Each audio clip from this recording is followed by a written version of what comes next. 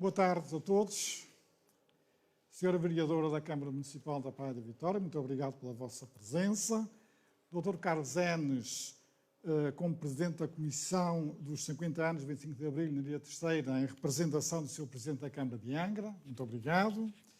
Caros participantes, caro Alan Oliveira, Dr. Otonieta Costa, Dr. Péricles Ortinhos, minhas senhoras e meus senhores, caros amigos, caras amigas. Este evento de hoje enquadra-se na exposição Abril, Aurora Inacabada, que é a exposição, o título da exposição que temos aqui ao lado, e vamos hoje assistir a uma palestra por Alan Oliveira sobre os suplementos culturais nos jornais de Angra, antes e depois do 25 de Abril. Em seguida, teremos uma conversa também com Alan Oliveira, Antonieta Costa e Péricles Ortins sobre o projeto de teatro e dança Espectros. Ao longo do ano, vamos promover um conjunto de atividades no âmbito da exposição que está aqui patente, mas agora vamos entrar no verão, e como vamos entrar no verão, faremos uma pausa e iremos recomeçar em setembro, outubro, com mais eventos. Gostaria aqui de estabelecer um agradecimento ao grupo de trabalho que preparou a exposição, também um agradecimento também especial à doutora Filipa Tavares, que organizou este evento e que realmente preparou isto à minúcia, e também ao Hugo Rego, que com o seu saber e persistência preparou todo este espaço para termos uma transmissão online. Portanto, teremos hoje esta assistência aqui como presença, mas também quem está nas suas casas poderá assistir a este evento. Quanto a Alan Oliveira, estudou no Seminário de Angra, funcionário em diversos departamentos governamentais ligados à cultura, é sócio fundador do Alpendre Grupo de Teatro, onde foi diretor artístico e encenador. Tem mais de 4 dezenas de livros publicados com poesia, romance, conto, teatro e ensaio. Está representado em várias antologias de poesia e prosa internacionais. Tem os prémios Maré Viva da Câmara do Seixal para o romance Até Hoje Memórias de Cão, em 1985, o prémio Almeida Garrett em teatro para a solidão da Casa do Regalo, romance Já Não Gosto de Chocolates, foi traduzido e publicado em inglês, bem como em japonês, e em 2002, a Portuguese Studies Program da Universidade Católica de Berkeley convidou-o na qualidade de escritor do semestre. Foi o primeiro português a receber tal distinção. Recebeu também a insígnia de reconhecimento da região autónoma dos Açores e é, desta forma, comendador da Ordem de Mérito da República Portuguesa. Antonieta Costa, ao longo dos anos de 1960, da década de 60, frequentou aulas de balé clássico com a professora Marilyn Dubrisk, a quem auxiliava na tradução para alunas portuguesas. Depois, entre os anos 1960 e 70, frequentou escolas de balé clássico em Lisboa, com a professora Margarida de Abreu, a professora Ana Mascolo e a Gulbenkian, nesta última, na Gulbenkian, autorizada pela então diretora, doutora Madalena Perdigão, em atenção à atividade que vinha sendo desenvolvida nos Açores. Nesta qualidade, frequentou também aulas com profissionais da companhia de bailado.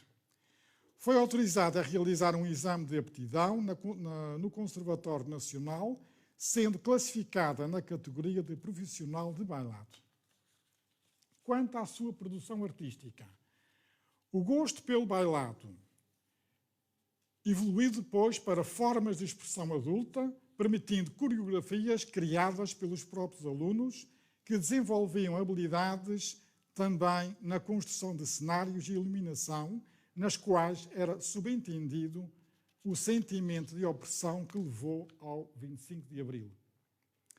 A expressão corporal dessa consciência permitiu a realização de uma série de produções artísticas levadas a público não só aqui em Angra, mas também em Ponta Delgada e também na Horta. Numa troca em que se pretendia inspirar novos desígnios e modos de vida. O outro participante, aqui o nosso convidado, é Péricles Ortins, que fez o ensino primário na Escola do Alto das Covas e completou o 7º ano do liceu em Angra no ano de 1974. Durante a juventude praticou várias modalidades esportivas, não federado, como handebol, basquetebol, voleibol, ténis de mesa, vela, karatê e já em Lisboa a natação e judo. Fez parte do grupo de teatro dançado Espectros desde o início de 1972 até 1975, tendo sido também corresponsável técnico do grupo na execução de cenários. Participou na tourada dos estudantes do liceu, gostava de motocross e fez o primeiro curso de socorrismo em Angra em 1972 e mais tarde 2 cursos de suporte básico de vida. Colaborou na organização das provas de automobilismo na Terceira, em 1972 a 1975 e mais tarde como presidente do Terceiro Automóvel Clube de 1993 a 2001. É licenciado em Engenharia Eletrotécnica pelo Instituto Superior Técnico e tem diversa formação adicional, incluindo o Programa Avançado de Gestão para Executivos da Escola de Pós-Graduação da Universidade Católica Portuguesa em 1997-98. Foi funcionário da Administração Regional durante 41 anos e, neste momento, está reformado, desde julho de 2023.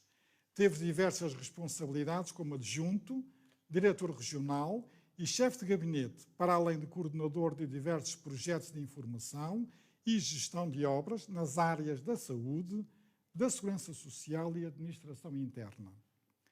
Participou em diversas reuniões e encontros representando o Governo dos Açores, assim como congressos e seminários a nível nacional e internacional, nomeadamente na área da segurança social e tecnologias de informação. Foi também formador em 2 escolas profissionais e em vários cursos de 2008 a 2020 e no Centro de Formação da Administração Pública de 91 a 2001, mantendo ainda o certificado de formador.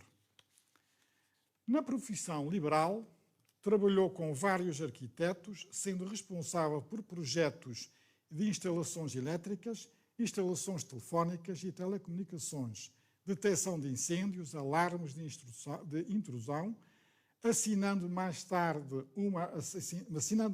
de uma centena de projetos de e para moradias, comércio e escritórios, escolas, hotéis e outras instituições públicas e privadas.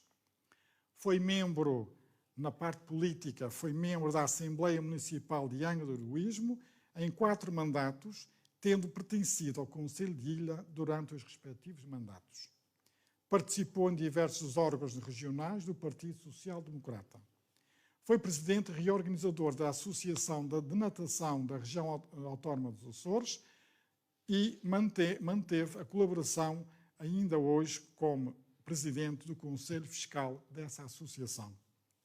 É também rotário e sócio de diversos clubes e associações locais, como o Sport Clube Lusitânia, Terceiro Automóvel Clube, Tertúlia Tauromáquia de Xeirense, Lau Tennis Clube, os Montanheiros, o Rádio Clube de Angra, Bombeiros Voluntários de Angra, Clube de Bowling dos Açores e Centro de Cultura e Desporto da Saúde e Segurança Social. Os nossos participantes estão apresentados e, portanto, agradecemos muito a vossa colaboração, assim como a todos os presentes e a quem está também online. Portanto, muito obrigado.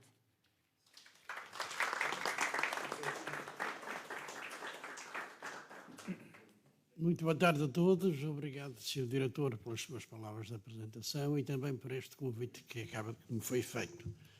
para vir aqui também dizer algumas palavras sobre o suplementarismo cultural nos jornais de Angra antes e depois de 25 de Abril. Depois também fico muito contente porque em si também há a formação do grupo Espectros e as grandes dores de cabeça normalmente também passei por elas um pouco, porque nem sempre nos era permitido dizer aquilo que nos apetecia dizer e às vezes davam-se efeitos de gravação terríveis. Durante todo o século XX, quase todos os jornais apostaram no jornalismo cultural em formato de suplemento. Era uma necessidade num país que, para além do exercício de uma censura virulenta, apresentava um alto índice de analfabetismo.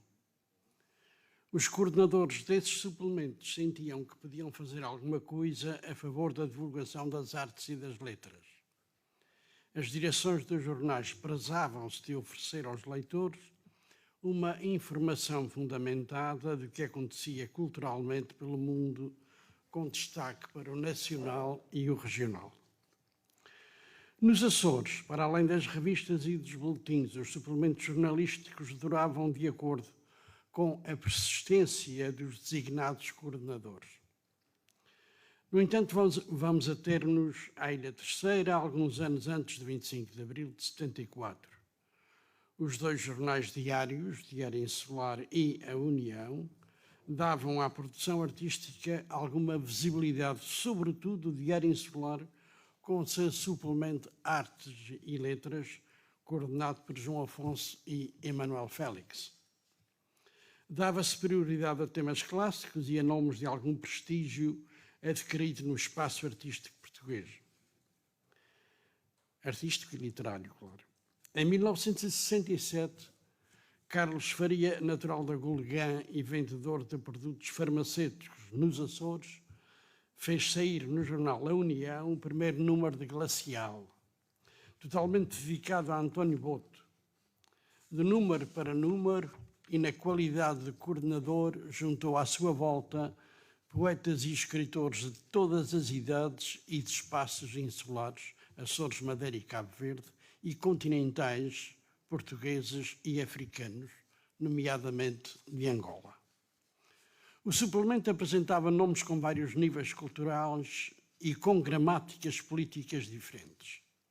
Todos, incluindo os mais jovens, tinham lá o seu espaço. A saudável irreverência de Carlos Faria perante a guerra no ultramar, a falta de liberdade de expressão, a imigração, a pobreza, o isolamento e a solidão, tornava urgente a denúncia, mesmo que por vezes se sacrificasse a qualidade literária.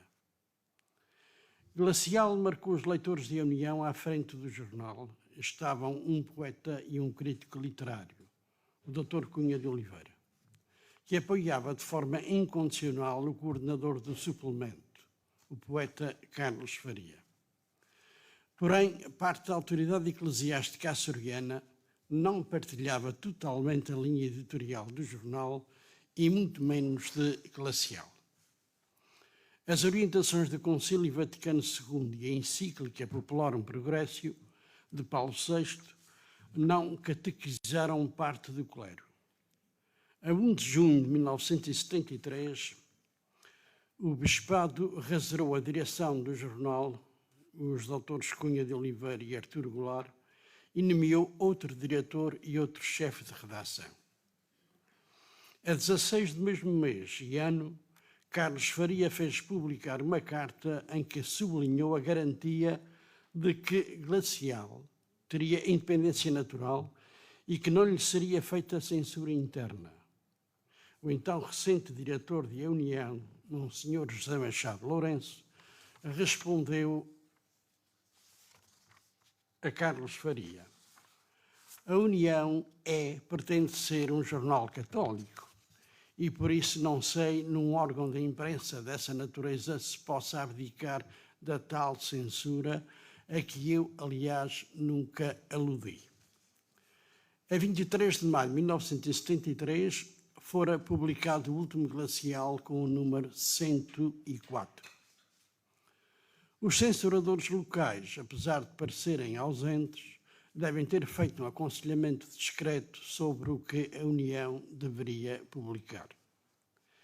Apesar deste desfecho que já era esperado face à mudança da direção do jornal, Glacial cumpriu a sua missão e todos nós devemos a Carlos Faria o desvendar das nossas limitações e o encorajamento para que fosse provocado o trabalho da censura. A direção da União não levou muito tempo a substituir o suplemento Glacial sob a coordenação de Martins do Carmo. 45 dias após o desaparecimento da referida página, apareceu Arte e Pensamento, suplemento voltado para a cultura clássica, com incursões diretas nas grega e latina. O número 40 de Arte e Pensamento saiu a 26 de março de 1975. O 25 de abril de 74 provocou um supetão sísmico mental que começou por paralisar a sociedade, colocando-a em compasso de espera para o que viesse a seguir. As comunidades, mesmo as mais pequenas, como a da Terceira, não estavam sempre do mesmo lado. Havia os hebreus com saudades de comer cebolas do Egito e os que cantavam Grândola Vila Morena, de encontro à liberdade. Foram tempos de confusões ideológicas, de aprendizados políticos, de separação das águas partidárias. Foi tempo de começar a saber que há o direito à diferença. Ainda nesse tempo, os meios de comunicação, com destaque para os jornais, tiveram dificuldade em assentar ideologicamente os seus editoriais. Os suplementos culturais mantiveram-se durante vários meses no silêncio das expectativas. A liberdade foi a primeira palavra a apagar a censura. Quase sem propósito, importa dizer que os censuradores na Terceira se preocupavam mais com as manifestações teatrais do que com os suplementos culturais. Sempre que se anunciava a realização de um espetáculo de teatro de autor local, as comissões de censura ficavam em alerta vermelho. Eram implacáveis com os enredos das danças e bailinhos de carnaval. Infelizmente, muitos dos enredos censurados desapareceram dos arquivos pelo 25 de Abril. Era raro ver um enredo com cópia. O autor nem sempre a podia fazer. Não era barata. Escrevia-se com lápis afiado à navalha, sobre papel almaço de 25 linhas, dobrado a meio e ao alto, cozido à linha e amarrado a barbante. Os primeiros meses, pós 25 de Abril, foram de confusões nem sempre justificáveis. Apareceram dezenas de palavras partidárias sacrificadas a iniciais e acompanhadas das siglas respectivas. Eram formas diferentes de comunicação que esbarravam em analfabetismo partidário. Os grupos de teatro locais desfizeram-se com receio de serem batizados indevidamente. Os suplementos de artes e letras não se faziam ouvir, sucumbindo no meio da avalanche da informação política que os Açores, por inspiração continental, suportavam. Porém, um grupo de jovens políticos, aliado a veteranos já curriculados em Lisboa, após eleições e por força da autonomia estatutária, formaram a Assembleia Legislativa e o primeiro governo regional. Foi um percurso político que acabou por ser óbvio. Fez ressurgir a atividade cultural nos Açores, destacando-se a editorial, o teatro, a música e o jornalismo. Voltou a haver suplementos dedicados às artes e letras. Em 1979, o jornal A União começou a publicar Quarto Crescente. Liderada por Santos Barros, saiu a revista Memória da Água Viva, seguida de suplemento Contexto no Açoriano Oriental. Os dois suplementos procuraram fazer a divulgação da vida cultural nos Açores e também no continente. De forma tímida, não esqueceram a diáspora. Graças à coesão das direções, os dois suplementos conheceram uma periodicidade inalterável. Infelizmente, Contexto terminou com o falecimento de Santos Barros. Quarto Crescente, por sua vez, acabou em 1993. O mesmo coordenador apareceu pouco tempo depois com Vento Norte. Foram publicados 450 números até março de 2011. Foi o fim dos suplementos literários formatados nos jornais de Angra. Porém, em Ponta Delgada, com a chegada de Vamberto Freitas em 1995, o suplementarismo ganhou novo e consistente fôlego nos jornais miquelenses. Assim surgiu também uma nova dinâmica no espaço das artes e das letras, graças à convivência com a liberdade de expressão e com a Universidade dos Açores. Escritores e artistas plásticos têm correspondido aos novos códigos formais da escrita e das artes plásticas, para além de trabalharem na depuração de temas como a insularidade, que Nemésio, alguns anos antes, especificara algum criticismo político-social e a aproximação do que se vai fazendo em termos universais. Atualmente, os suplementos culturais estão praticamente desaparecidos, até nos Açores. O poeta José do Carmo Francisco, colaborador em jornais de província, disse que, quando se consegue em qualquer jornal um quarto de página para a divulgação de um livro, de uma exposição, de um espetáculo, é uma vitória. Pela região, nunca se publicou tanto como agora, ficando a divulgação suspensa à porta da Casa e do Trigal, com raras exceções. Há uma certeza: os suplementos literários cumpriram muitas das suas funções. É difícil escrever um ensaio, um artigo, sem que bibliograficamente não se recorra aos suplementos.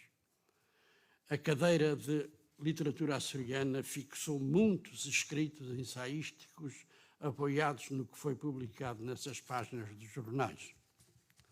O desaparecimento dos nossos suplementos empobreceu-nos. E isto apesar da dinâmica editorial que agora se vive e do que os institutos culturais estão a divulgar através das suas revistas e dos seus boletins. O suplementarismo cultural nos Açores conheceu momentos de conceituado poder formativo e informativo. Porém, se os tempos mudam e arrastam as vontades, o jornalismo conseguiu cativar motivos temáticos mais compensatórios, aproveitando os acontecimentos que dão manchetes de vendas imediatas. Os jornais diluíram o estatuto de comunicação pedagógica para sobreviverem de escândalos sociais, verdadeiros ou falsos. Tecnologicamente, os órgãos de comunicação social estão a mudar. Mas, enquanto houver livros e jornais em papel, será bom haver suplementos culturais. Junte-se o leitor e veja-se que se trata de uma família que se une para entender que a vida é um contínuo aprendizado de convivência e de solidariedade. Muito obrigado.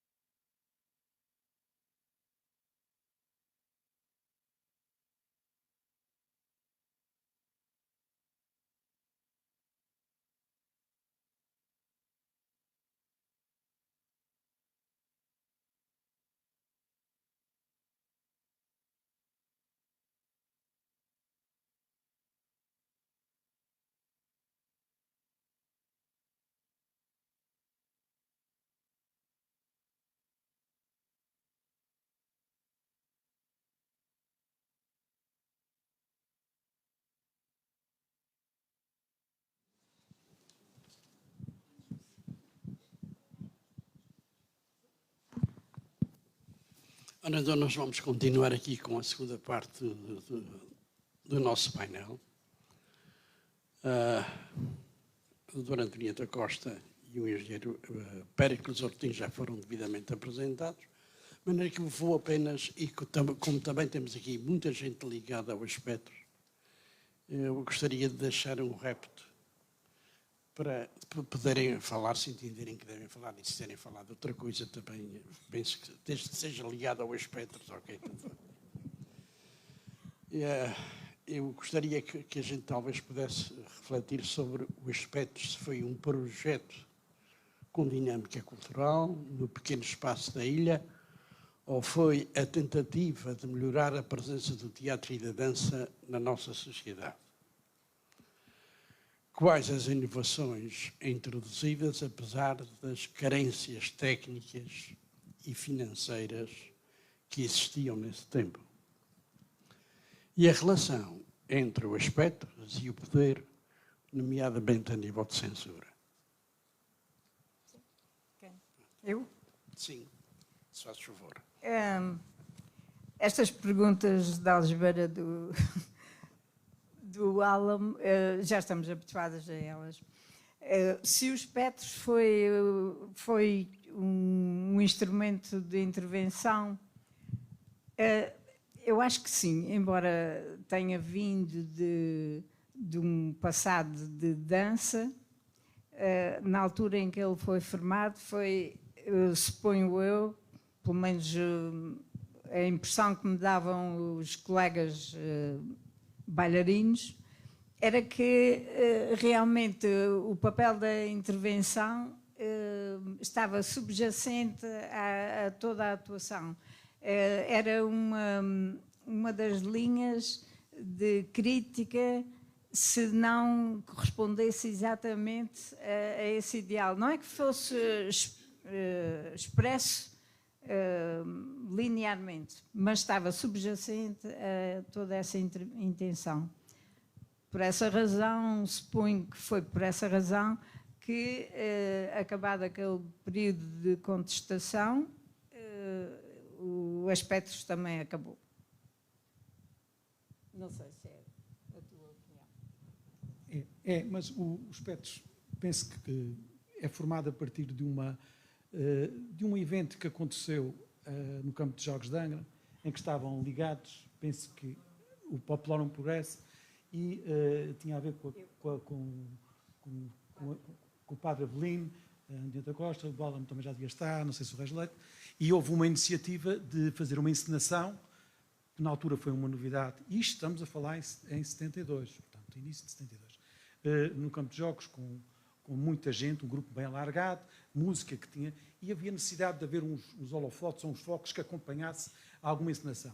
Foi aí que fui apanhado aqui que era na altura minha vizinha, a Antonieta Costa, e disse, eu precisava de uma coisa, e eu disse, eu posso fazer. E assim fui para lá, e lembro, só para acabar, que no final, isto era uma questão, tinha a ver com uma questão de contestação e política, em relação mesmo à Igreja e à sociedade. Lembro no fim, que foi encenado e foi organizado, para mim era ela que me dava orientações, que havia uma música que acabava como uma espécie de metralhadora e que nós com os focos varríamos o grupo que estava e caíam todos.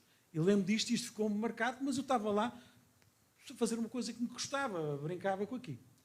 Uns meses mais tarde, fui contatado que havia, portanto, a Antonieta Costa tinha uma escola de balé e teve uma ideia, aí já não sei como é que criou, mas os mais velhos, nós éramos mais pequeninos, e de criar um grupo. Então íamos fazer uns ensaios. Se eu queria ajudar nas partes das luzes, não sei o quê, e eu lá, na parte das luzes, ok. E assim, quando um dia me telefona, disse, olha, mas leva umas colanges, umas meias de lã, um fato de banho, não sei o quê, e disse, mas o que é que tem a ver um fato de banho, umas colanges, uma coisa?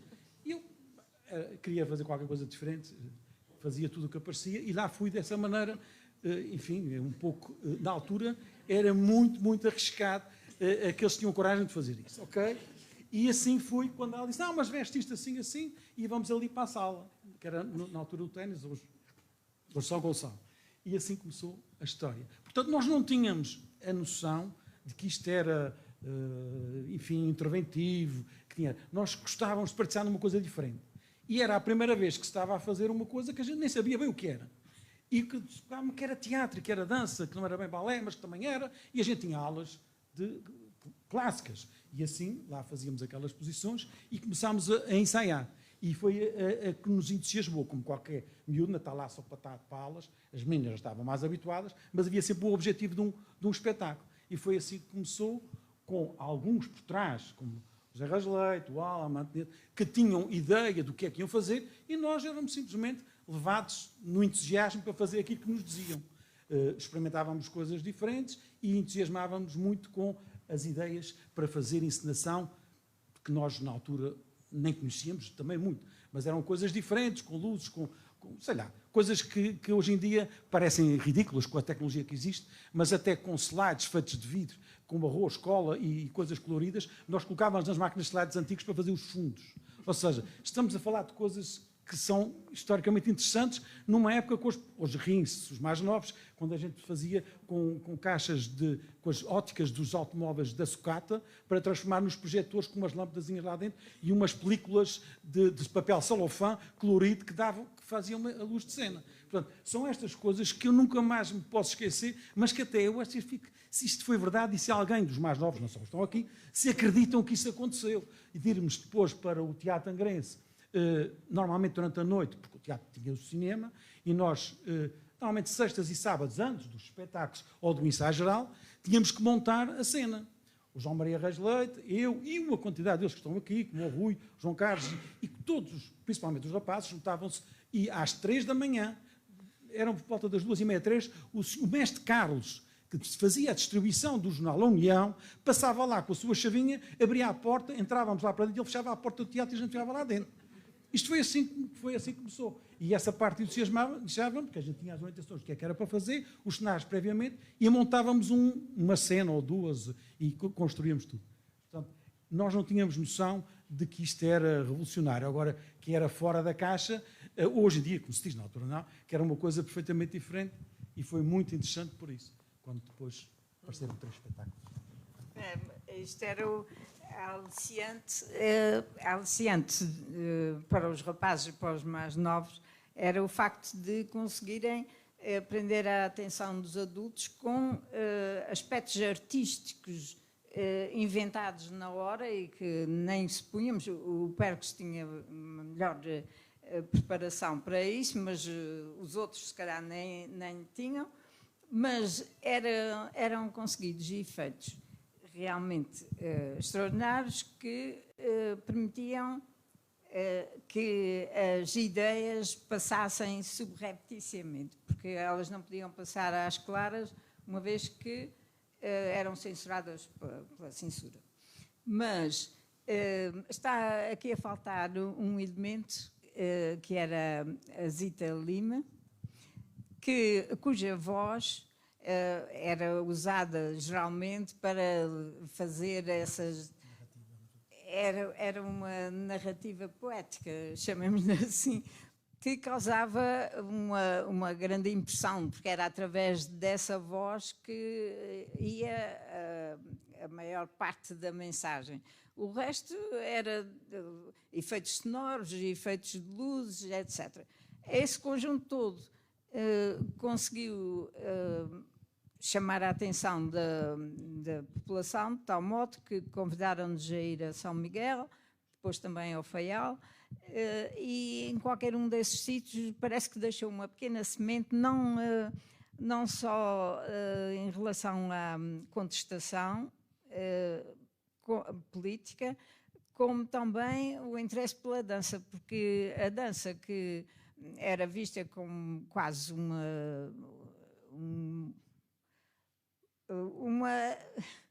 nem sei como chamar sem ofender a dança, mas era visto como um suplemento da ideia.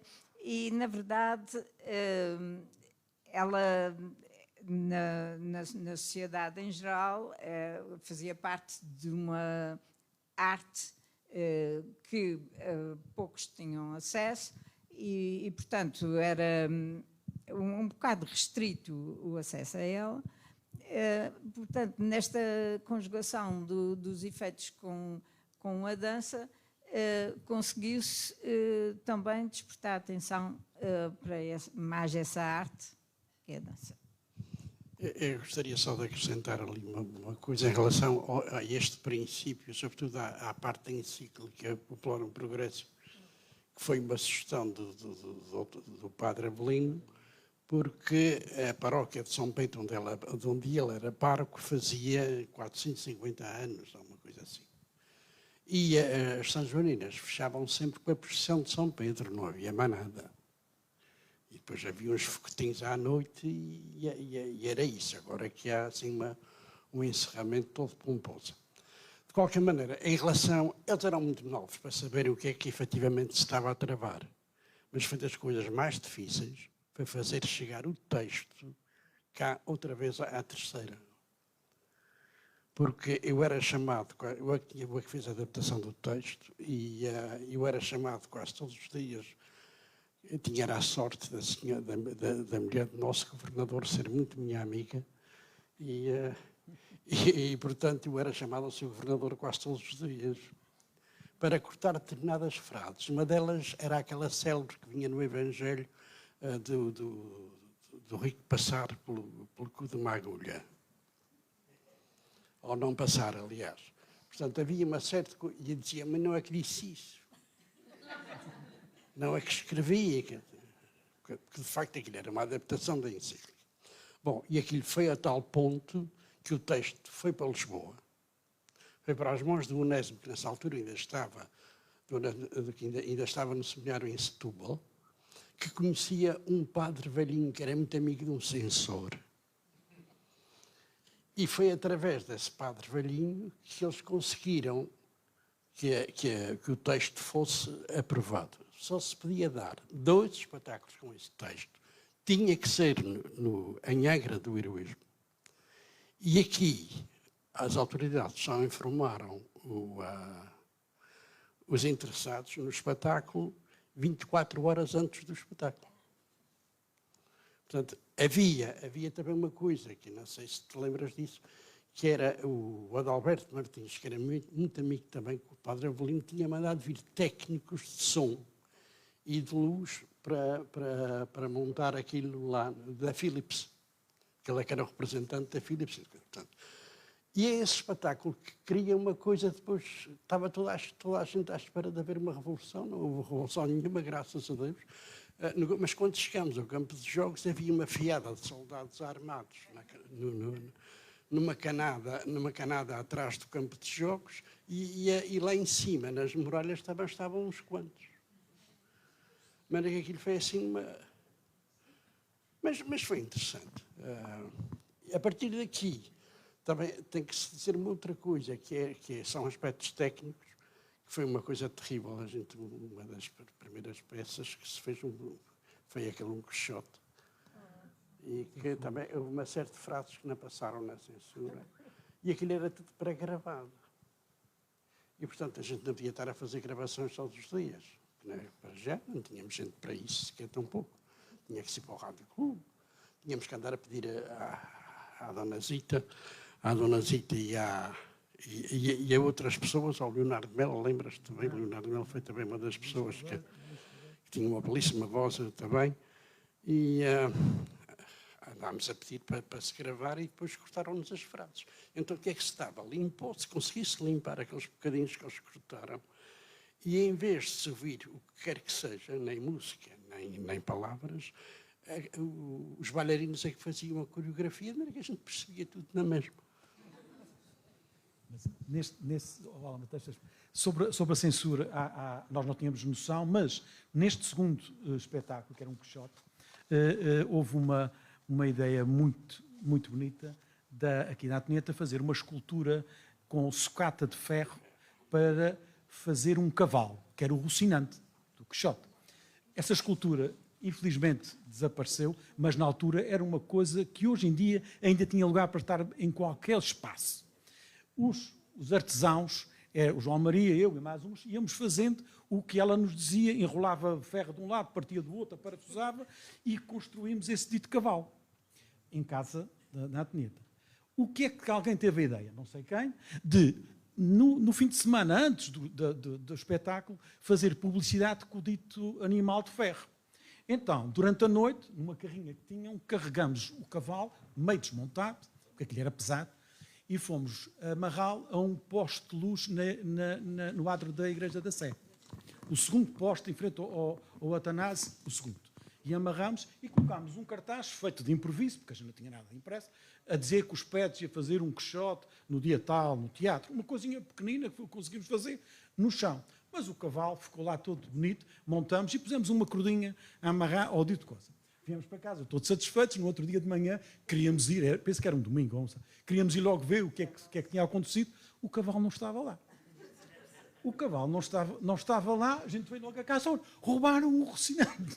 Roubaram um rocinante, e o que é que foi? Bom, vamos fazer queixa. Eu, João Maria, para a polícia, que era no Prior de Corado, batemos à porta, entramos lá e lá fizemos aquela cena de coisa que tinham roubado, que não sei o quê, e ele, está bem, mas como é, para quê, aquelas coisas todas. E aparece um outro guarda lá atrás e disse, vocês estão a falar numa coisa de ferro esquisita que estava aí?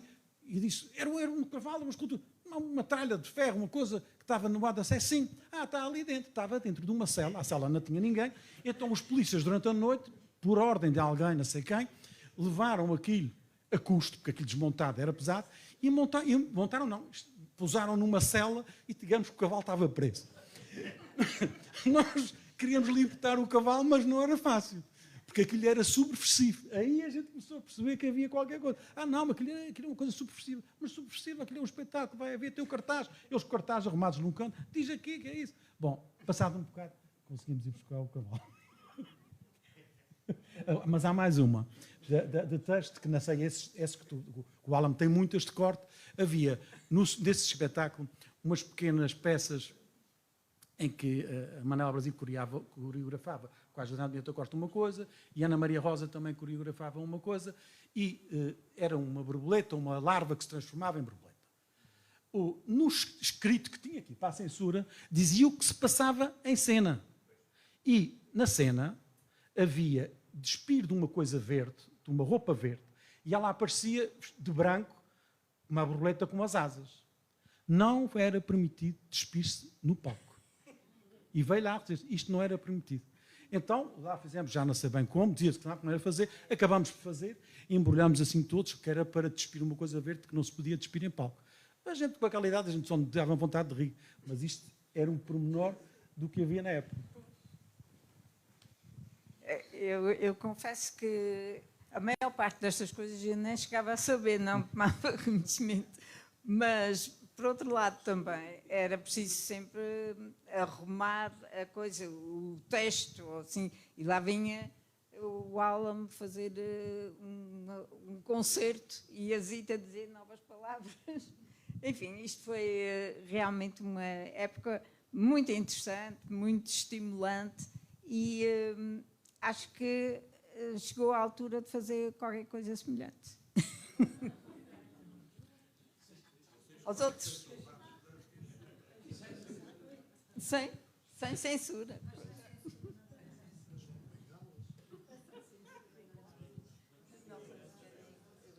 Se alguém quer dizer alguma coisa, não tem histórias, vocês?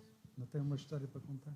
Sobre o cavalo, se me das licença, a gente depois fez outra peça, que era com música do Pink Floyd, e fomos a São Miguel. Portanto, não tinha nada a ver com o anterior. Era o poeta. Morte e Vida do Poeta. Exatamente. E quando chegámos... Morte e Vida do Poeta. A Morte e Vida do Poeta. Aliás, e deve ser dos poucos atores que sei o texto de cor. Era tão pequeno que nunca me esqueci. Portanto, só porque ousaste dizer a palavra amor. Era a única coisa que dizia na peça toda. Essa não me esqueci. Mas sobre o cavalo é que deve ter sido a peça que foi encenada após o Quixote. E quando chegámos a São Miguel, não havia televisão na altura, como é óbvio, e a primeira coisa que perguntaram era se o cavalo tinha vindo. Ficaram curiosos, porque aqui deve ter passado essa informação do cavalo. E já agora sobre esse cavalo também. Estava acompanhado de uma pessoa na altura da Expo 98, que havia aquele cortejo. E disseram, já vi disso. Mas já viste o quê? Ah, não te lembras do cavalo assim, assim? Aham. Ah, pois, realmente. E agora temos um artista muito representativo dessa arte, que é o Bordal II, que, portanto, passados agora várias décadas, aquele embrião ainda continua a ser multiplicado. E aqui no Museu de Angra, pode-se dizer que no Museu de Angra, que são obras de arte feitas por Renato Costa e Silva, aqueles 6 cavalos da bateria... mas é interessante, não era lixo, aqueles são feitos por propósito, mas são ideias feitas em ferro de que o cavalo tinha espaço hoje em dia para estar em qualquer lugar. Era muito bonito. Era uma peça linda. Era mais bonito que o espetáculo. Não sei se vocês... Eu penso que vocês estão absolutamente à vontade para colocar mais alguma questão. Eu queria fazer uma pergunta, se for possível. Aliás, 2. A primeira é, tivemos ali um vislumbre de umas imagens que eu achei que são muito interessantes e que gostava de ficar a ver mais.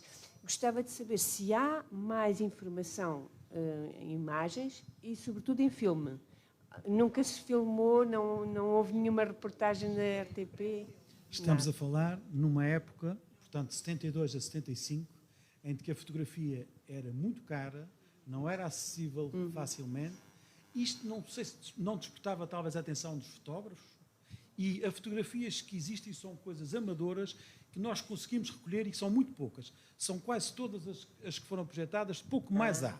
Vídeo, não sabemos nada. Sei que tivemos uma vez na televisão americana, aqui na base das Lajes, éramos 2 pares só, com a Margarida está ali, e fomos à televisão americana para fazer uma filmagem. Mas o resultado dessa filmagem nós nunca a vimos. Nós estávamos lá numa encenação, numa zona preta, simulamos lá a nossa primeira parte dos primeiros espetáculos, mas nunca chegamos a ver se isto existe, não sei. E é pena porque há um fotógrafo, existe alguma fotografia, um fotógrafo que não era de cá, não sei se era de São Miguel, que passou cá e que pediu para tirar umas fotografias. Estávamos num ensaio geral, uma coisa qualquer. O homem entrou lá no teatro com uma máquina que na altura era melhor do que as que haviam cá e fez lá uns disparos. Lembro, isto era no Noé, no primeiro.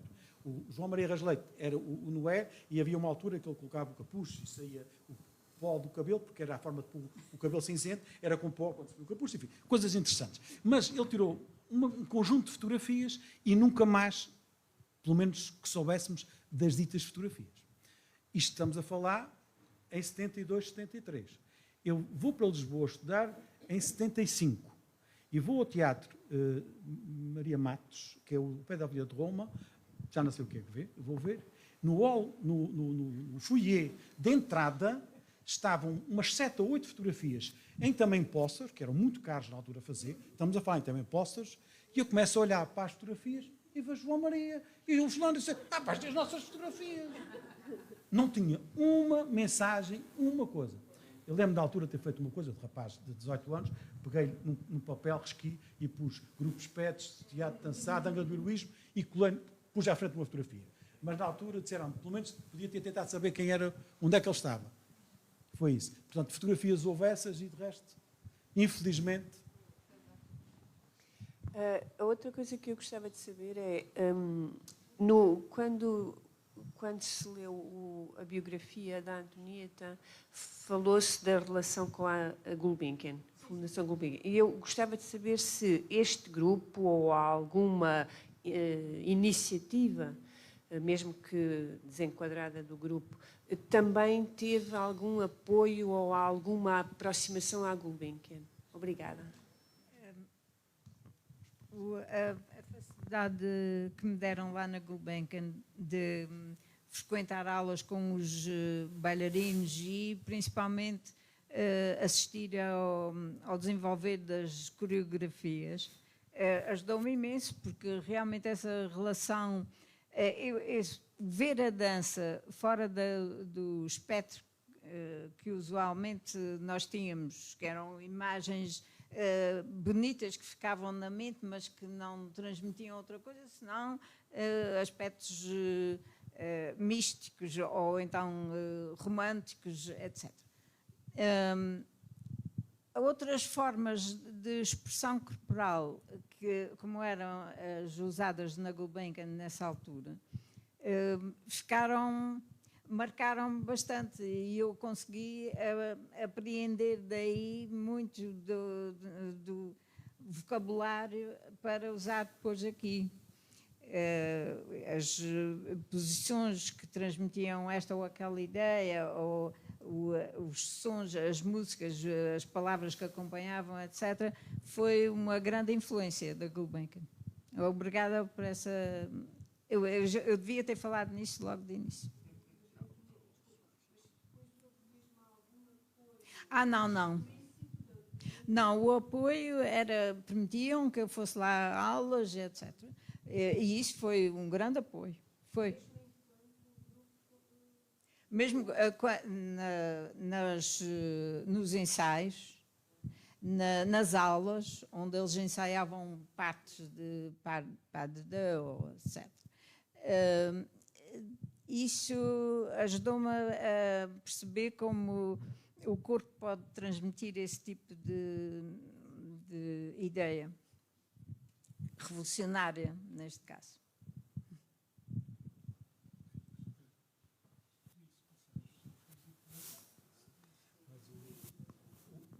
Havia muitas dificuldades e não havia muita facilidade, não havia dificuldades financeiras, não havia material. Mas havia alguns mecenas, como o Sr. Almir Portugal era um mecenas, aqui havia gente que se voluntariava para ajudar, propriamente subsídios. Havia está registado num jornal, 20 contos, através do Governo Civil, pediu à Secretaria de Estado, já não me lembro se era da Cultura, e que foi notificado no jornal. Hein? Naquela altura, conseguiu o grupo de Espedes 20 contos, que veio através... Era para quê? Para o Senado? Não, durante o primeiro e o segundo espetáculo. Isto ainda antes do 25 de Abril. Antes do 25 de Abril. 2. E o terceiro, que é...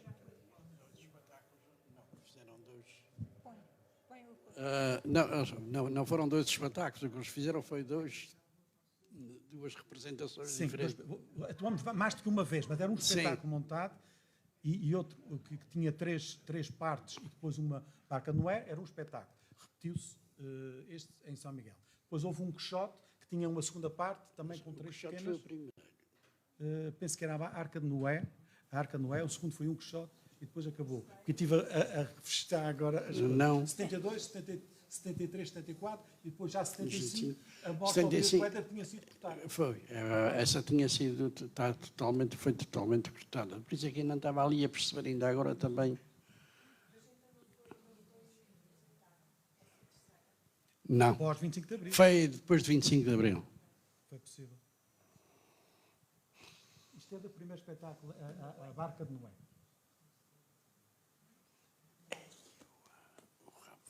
Era os meus amigos com música do João Michael. É verdade. A Arca de Noé. Eu penso que foi na Arca. Era na Arca. A Barca de Noé, mas está escrito Barca. Isso é triste. Aquilo variou ao longo dos 3 espetáculos, mas começou por 25 até 30 o máximo. Mas o primeiro grupo que estive a contar, devíamos andar à volta dos 20. Felizmente está aqui o Percos, porque eu não tenho noção de nada disso. Mas também não tenho tudo de memória, porque fui buscar umas coisas antigas para contar. Foi a grande alteração, foi a percentagem de rapazes que aderiram. Sim. Porque o grupo espetáculos com meninas balé já existia. Mais clássico, menos clássico, não sei o quê. E havia um rapaz que tinha dançado, o Bertinho Pacheco, e era uma exceção. Era uma exceção. Isto antes do espetáculo. E depois aparece uma quantidade de marmelos que tiveram a ousadia de vestir uns colãs e de entrar no palco. Porque era assim na altura, não é? Aquelas cenas na altura. Hoje em dia, isto não é assim tão difícil. Agora é que é mais difícil. São ensaios na sala do ténis. Agora é que é mais difícil fazer aqui. Agora não se faz. Por outras razões. todos mais ou menos participantes, de forma que podemos falar em termos mais telegráficos e todos nos entendemos. Mas, por exemplo, a Luísa estava aqui muito espantado do que é que tinha o Dom Quixote. O Dom Quixote com este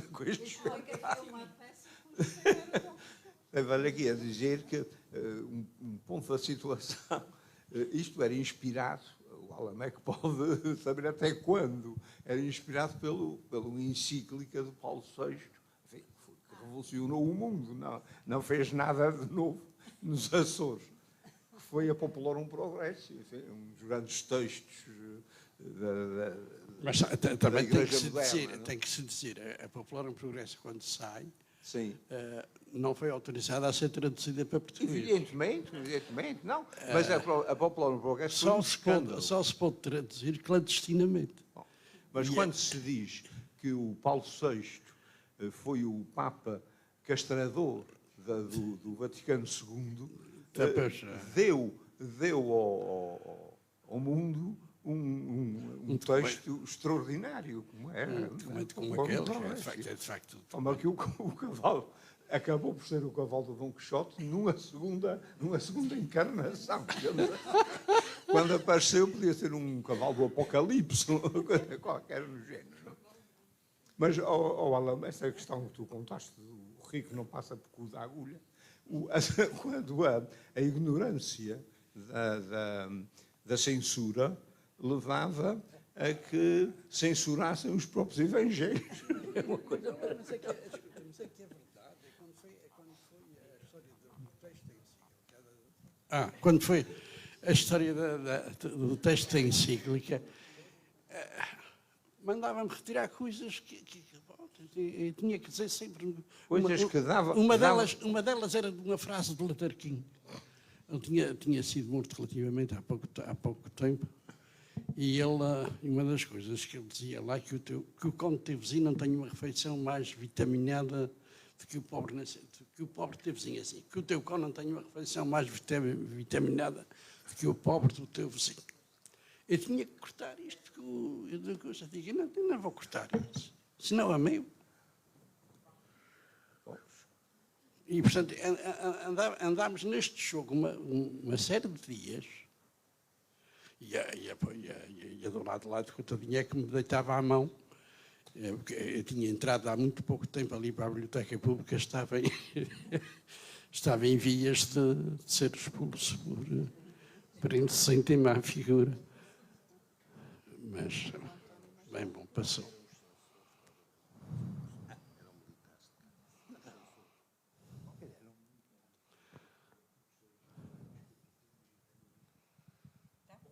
Há também um outro ponto que era, porque é que isto acabou em espectros? Dava assim um ar de fantasma.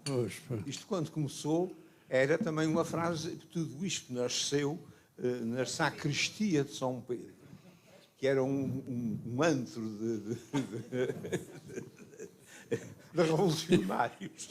Bom, e então, o que está lá, o nome disto é Espectros. És Pedro, e sobre esta pedra edificarei a tua igreja, que está no teto estava na centena, está no teto da Capela Mor mas nunca ninguém percebeu, ou porque não sabiam latim, ou simplesmente porque até o Alan, que sabe latim, chamou-lhe Espectros.